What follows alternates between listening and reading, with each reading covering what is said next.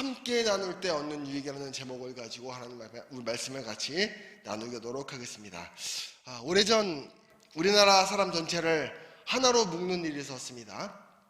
그것은 아마 월드컵 예선전에서 우리나라가 어느 나라와 싸워서 이겼냐면 일본 팀과 싸워서 승리를 거둔 일이었습니다. 아마도 그때 우리나라 사람 어느 누구를 붙들고 물어봐도 아마 대답은 하나였을 겁니다. 뭘까요? 다른 나라는 몰라도 일본만큼은 무조건 이겨야 된다는 겁니다. 누구에게 물어봐도 그렇죠. 일본만큼은 이겨야 된답니다. 그만큼 우리나라 사람 안에는 일본에 대한 좋지 못한 감정들이 참으로 많이 있는 건 사실입니다. 그런 점에서 한국 사람은 하나다라고 말할 수 있습니다. 우리가 보면 축구장에서 이 등과 팔에 태극마크를 달고 뛰는 선수들은 바로 우리를 대표하는 사람들이기 때문에 그들이 이기는 것이 바로 내가 이기는 것으로 여기기 때문입니다.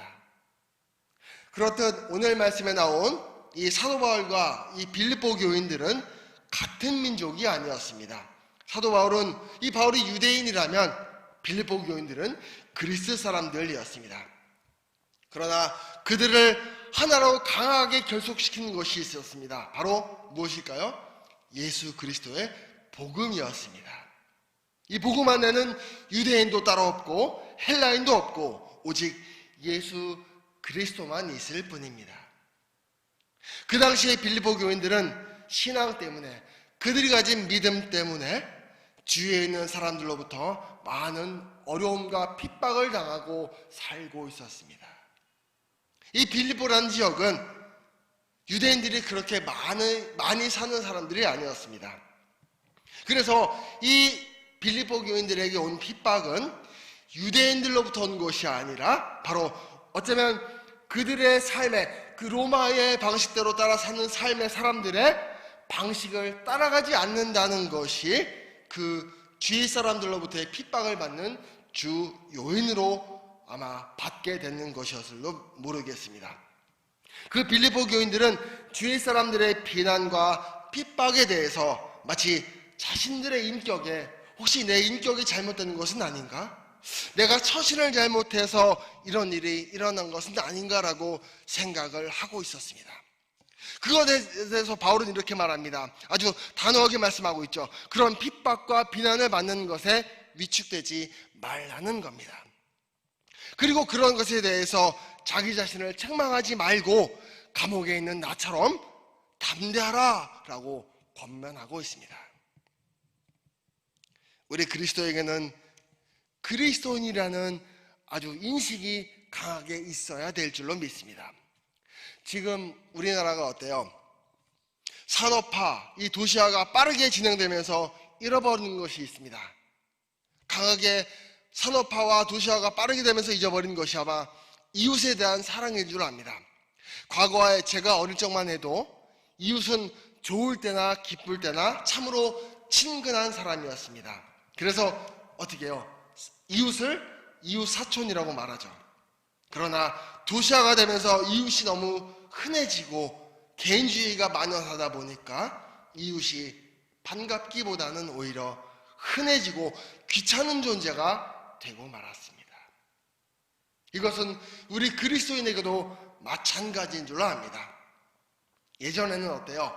이 크리스마스가 되기 전 성탄절 되기 하루 전에는 우리 성도님들이 많이, 학생들이 특히 그렇죠. 청년들이 새벽송을 놀기 시작합니다. 이 새벽송을 놀면 많은 성도님들이 우리 그 늦은 시간에도 우리를 기다려주세요. 기다려주시고 맛있는 음식들을 서로 나눠주시기도 하고 또 다른 교회에서 새벽송 도는 교회들을 만나면 안녕하세요 그러면서 서로 같이 인사를 했습니다. 그런데 요즘은 어떻습니까? 같이 크리스천을 같은 곳에 만나도 별로 반가워하지 않습니다.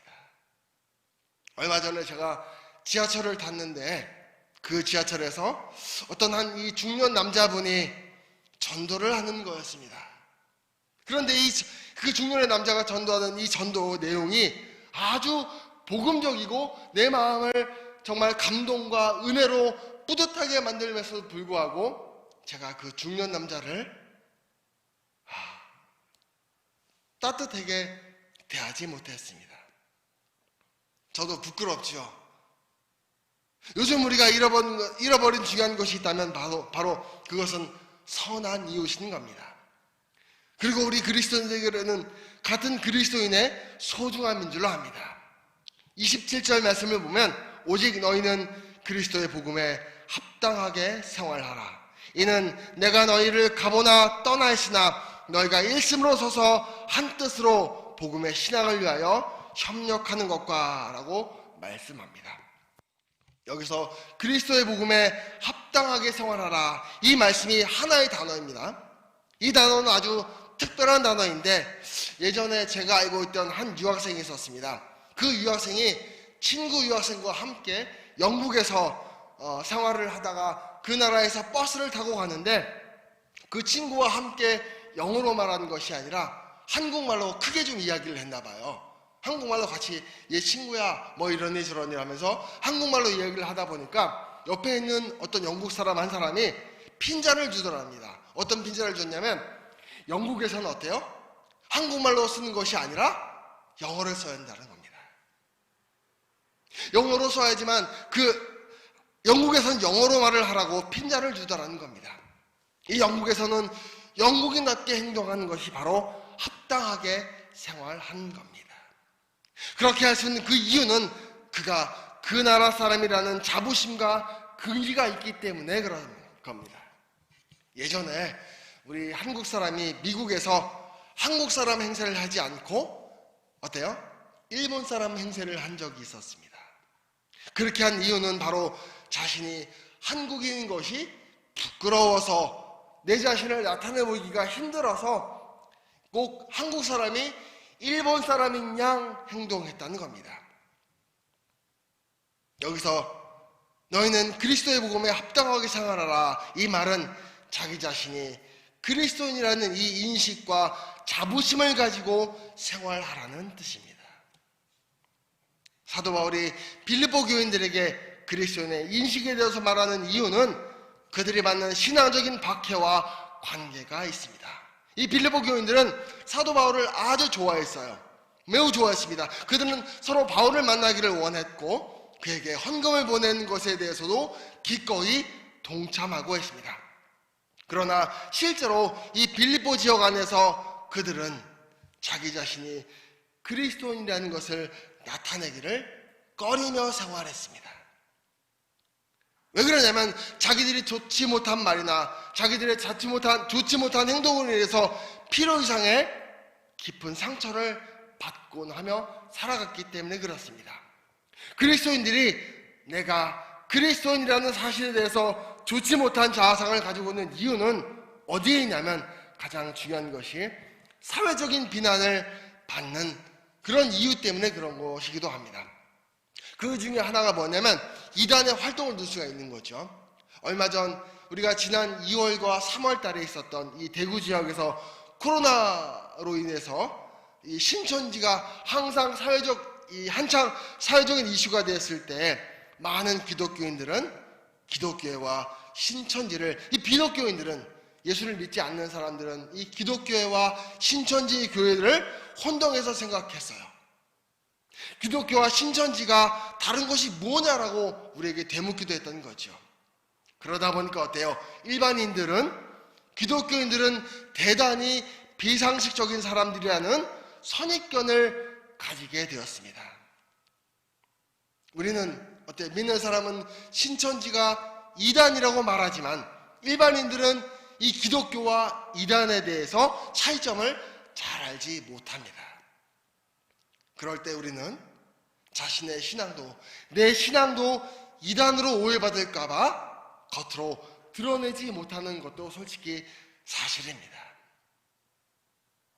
그런데 빌립보 교인들이 당한 핍박은 이런 것이 아니라 순전히 그리스도인이기 때문에 받는 핍박과 고난이었습니다. 빌립보 지역은요, 작은 로마라고 말할 정도로 그 지역의 빌립보 교회 로마화를 추구하고 있었습니다. 로마시의 특징이 무엇이냐면 로마 시 전체를 우상이 덮고 있었습니다. 여기저기서 그 도시에 우상들이 세워져 있던 거죠. 그리고 그 우상들 앞에 향불을 피우고 절하는 것이 예사였습니다. 그리고 그 로마시의 가장 남자다운 남성이 무엇이냐면 그 우상 앞에 맹세하는 겁니다. 제가 이 우상 앞에 내가 무엇을 하겠다고 맹세를 합니다 라고 말하는 것이 가장 남성다운 것이었습니다. 아마도 빌립보 교인들은 그 로마화된 이 빌립보 지역 사람들의 이런 성향을 따라가지 않았던 거지요. 왜 그러냐면 그들은 바울 사도로부터 배운 대로 새로운 삶의 방식을 추구하며 살았습니다.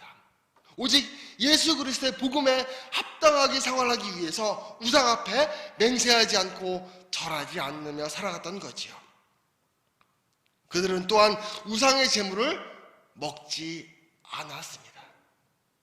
그 우상의 제물을 먹어야 되는 곳에 간다면 그것을 가지 않았다는 겁니다. 그 파티 같은 데에도 오히려 아예 참가하지 않으며 살았습니다. 그러다 보니까 나타난 결과가 그들이 거의 사회생활을 할 수 없게 된 겁니다. 빌립보 교인들은 이 빌립보에서 점차 어떻게 생활해 갔냐면 남들이 바라보는 바보가 되기 시작했습니다. 아마도 사람들은 이 빌립보 교인들을 실제로 바보 취급을 하며 살았을 겁니다.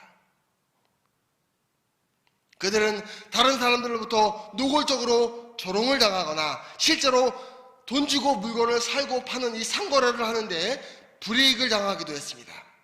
분명히 빌립보에서는 그리스도인들에 대한 핍박이 있었던 것이 분명히 있었던 거지요. 그런 핍박에 대해서 그리스도인들이 나타낸 반응은 너무나도 자신을 부끄러워하며 사는 것이었습니다.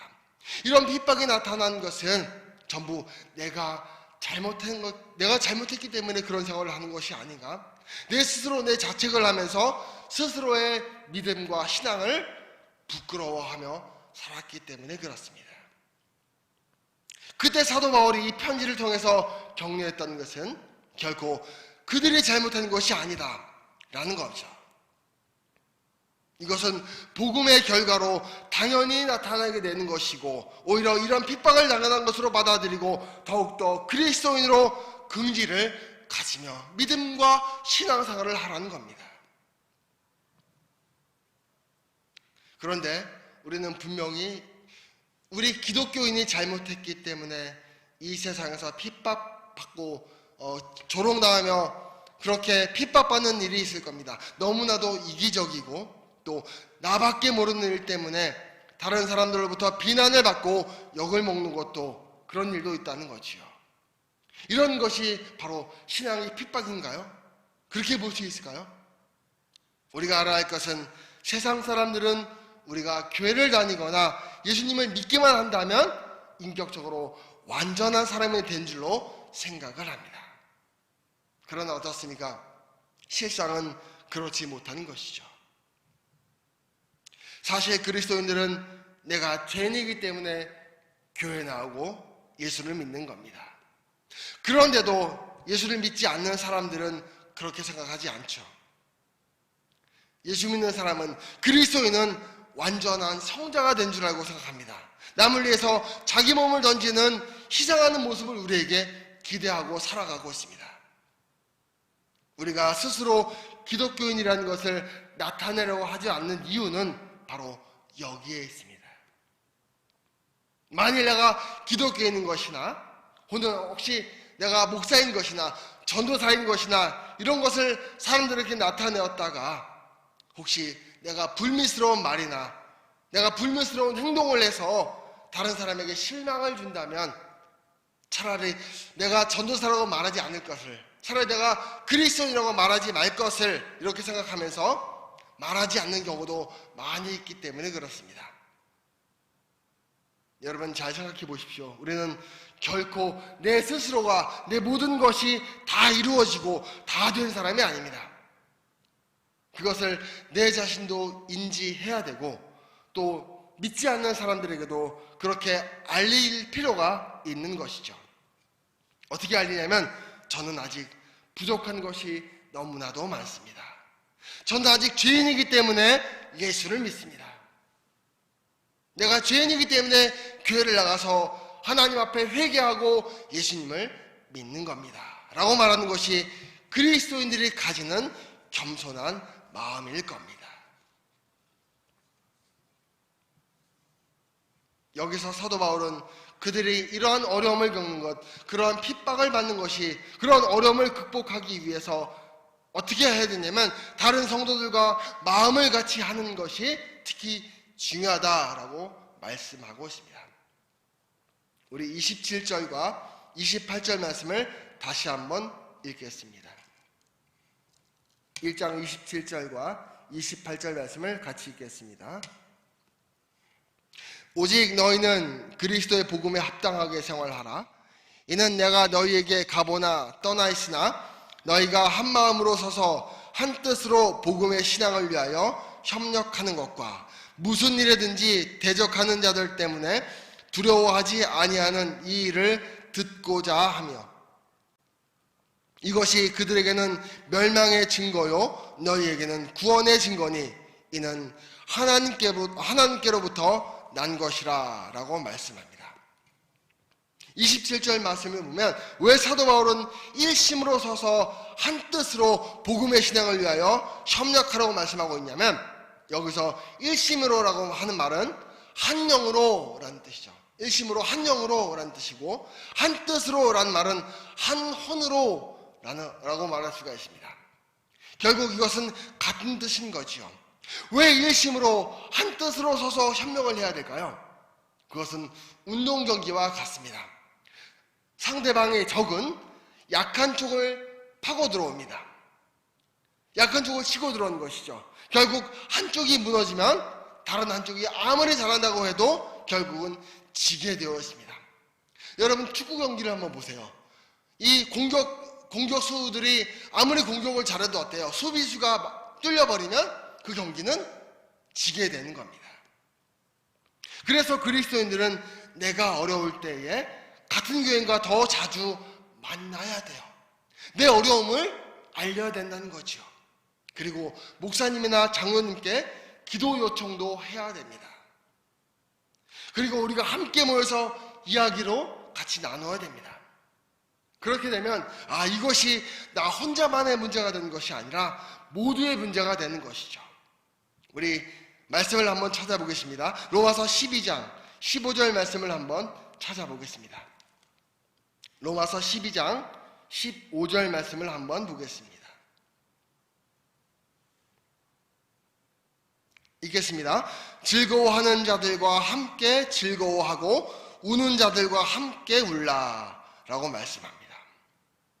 사람이 가장 침체가 될 때가 언제냐면 왜 이런 어려움이, 왜 이런 고통이 나에게만 닥치는 것인가? 혹시 세상 사람들은 이렇게 얘기하죠. 내가 운이 안 좋아서 이런 일이 생기나? 라는 생각이 들 것입니다. 이런 생각이 위험한 것은 내가 하나님을 원망하게 된다는 겁니다.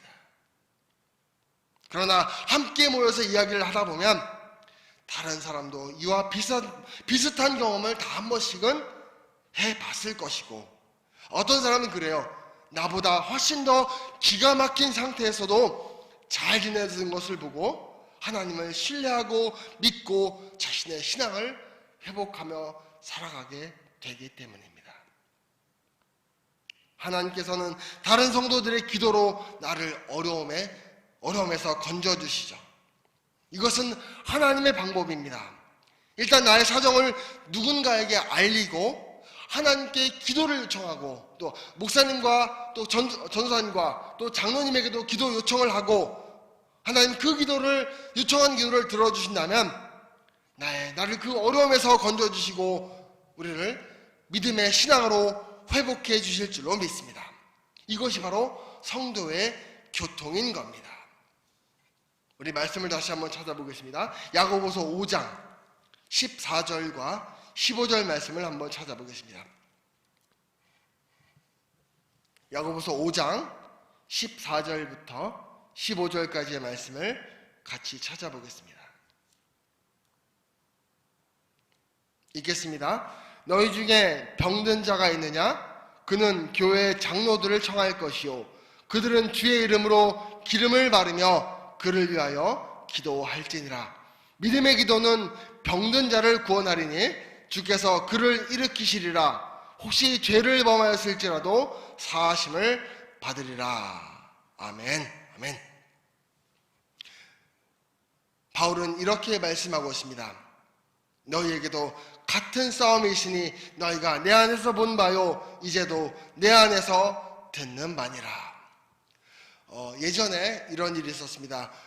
탄광에서 이 탄광이 무너져서 사람들이 매몰되게 되었는데 한 사람이 살아남게 됐던 거지요. 그런데 마침 그곳에 전화선이 끊기지 않고 있었던 겁니다. 그래서 그 전화로 밖에 있는 구조대와 연결을 취할 수 있었던 거죠. 그래서 이 탄광에서 살아남은 사람과 구조대는 서로 떨어져 있지만 일거수일투족을 서로 알고 있었습니다. 그래서 이 구조대가 어디까지 구멍을 뚫고 어디까지 들어왔는지 이 사람은 알고 있었던 거죠. 구조대도 또 마찬가지예요. 다른 곳에 힘을 낭비하지 않고 바로 그 사람이 있는 곳까지 정확히 구조를 할 수 있었던 겁니다. 이처럼 사도 바울과 이 빌립보 교인들은 서로 떨어져 있었지만 통신은 살아 있었던 겁니다. 그들은 비교적 서로의 사정을 다 정확히 알고 있었습니다. 이것은 그냥 되어진 것이 아니죠. 그 당시는 어때요? 지금처럼 전화가 있었을까요? 전화가 없었습니다. 서로 사람이 상당히 여러 날 동안 오고 가면서 그들의 말을 전해야 됐던 거지요. 그러나 이 빌립보 교인들은 바울과 통신하는 것을 아까워하지 않았습니다. 그의 수고를 힘들어하지 않았던 거지요.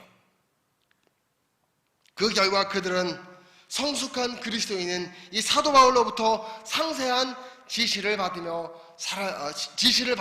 그들의 믿음과 신앙을 지킬 수밖에 없었던 겁니다. 어려움을 당했을 때 재빨리 해야 될 일은 통신망을 가동시키는 겁니다. 할 수만 있다면 자신이 당하는 이 어려움을 많은 성도님들과 나누어야 됩니다. 또 목사님과 장로님에게 알려서 기도를 요청해야 됩니다. 그런데 그런 것을 미안해하거나 그런 것이 서로에게 짐이 된다고 생각해서는 안 됩니다.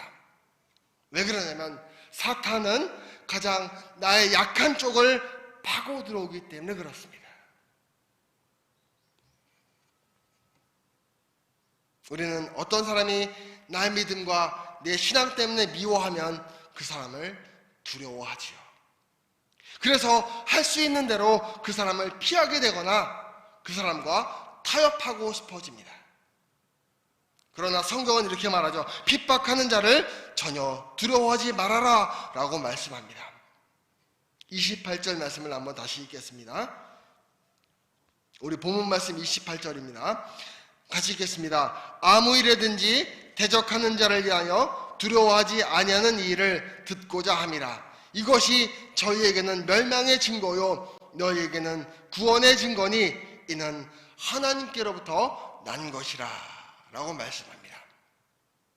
그들을 두려워하지 말 것은 하나님이 허락하지 않으신다면 나의 머리털 하나도 땅에 떨어뜨린 바 되지 않기 때문에 그렇습니다. 그 핍박도 그러한 핍박도 하나님께서 허락하신 만큼만 내게 미치게 될 것이고 또 타협하고 굴복한다고 해서 없어지는 것이 아니기 때문에 그렇습니다. 그러므로 우리는 오직 하나님 한 분만 의지하고 담대하게 나아가는 우리 모든 임마누엘 교회 성도님 될 수 있기를 예수님의 이름으로 부탁을 드리겠습니다. 기도드리겠습니다. 주님 주신 귀한 말씀을 듣고 언제 어디서든지 모든 주님의 성도들이 주님 안에서 한마음 한뜻으로 서로 나누며 함께 기뻐하고 함께 슬퍼하며 살 수 있도록 인도하여 주옵소서. 하나님, 요즘 코로나로 인해서 참으로 힘든 시기이지만 우리의 믿음과 신앙을 잃지 않고 기도와 말씀으로 영적으로 승리하며 살아갈 수 있도록 인도하여 주옵소서. 우리가 드리는 예배 한 뜻과 한 영과 한 마음으로 드리는 예배를 기뻐 받아주시길 원하며 이 모든 말씀 우리를 구원하신 예수 그리스도 이름으로 간절히 기도드렸습니다. 아멘.